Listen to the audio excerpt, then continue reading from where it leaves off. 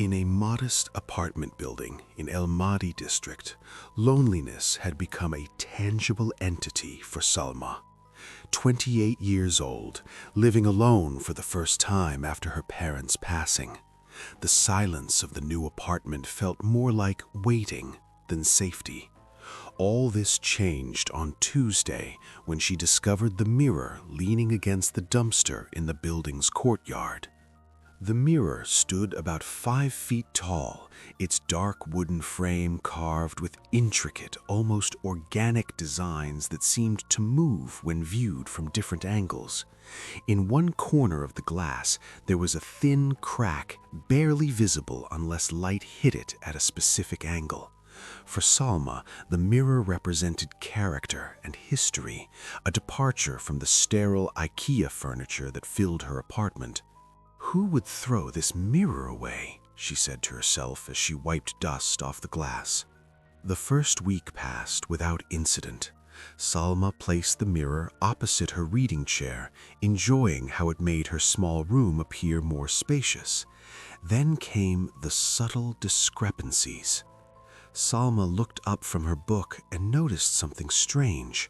Her reflection in the mirror turned the page a full 3 seconds after she did. She blinked, and the reflection blinked back, but out of sync. That night, she covered the mirror with a bedsheet. At 3:17 a.m., she awoke to the sound of fabric sliding to the floor. "No, I tucked the edges properly," she whispered into the darkness, but the mirror was uncovered again, the sheet neatly folded on the floor beside it. Research began. No results about the mirror's origins, but she discovered something interesting in the building's history.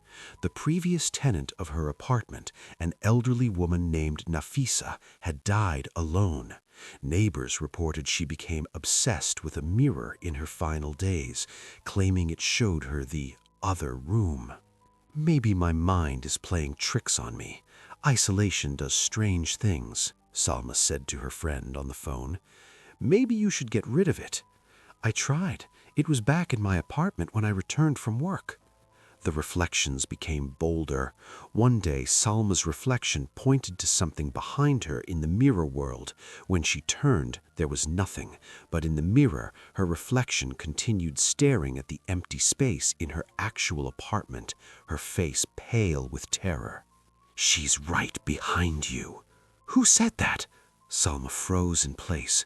The voice was hers, but not hers, similar but distorted, like hearing a recording of your own voice. The final night began with silence, a complete unnatural absence of Cairo's constant background noise. The thin crack in the mirror began to glow with a faint phosphorescent light.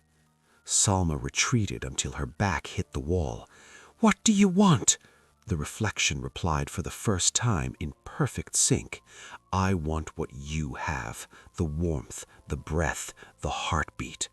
The reflection raised its hand and placed it against the glass. The surface rippled like water. "No!" Fingers emerged first, then the hand, then the arm. It wasn't reaching out, it was pulling itself through. Salma grabbed the nearest object, a heavy ceramic vase, and threw it at the mirror. The glass shattered explosively. When the noise subsided, she stood panting among the broken shards. "It's over. It's done," she said, breathing rapidly. She bent to clean up the broken glass and saw her reflection in a large shard. In the reflection, the mirror behind her was completely intact, and in that mirror's reflection, she saw herself still trapped, silently pounding on the glass. "Oh God!" She raised her head slowly. She turned. The mirror stood whole and unbroken, and her reflection smiled at her from within its glass prison, now wearing Salma's clothes in Salma's world. "Thank you for the exchange," the voice said from inside the mirror, muffled. The building superintendent found the apartment empty 3 days when Salma missed work. The mirror stood against the wall, flawless except for that single crack. In the police report, one officer noted something strange. All photos taken in the apartment showed a blurry figure standing just behind the photographer, visible only in reflective surfaces.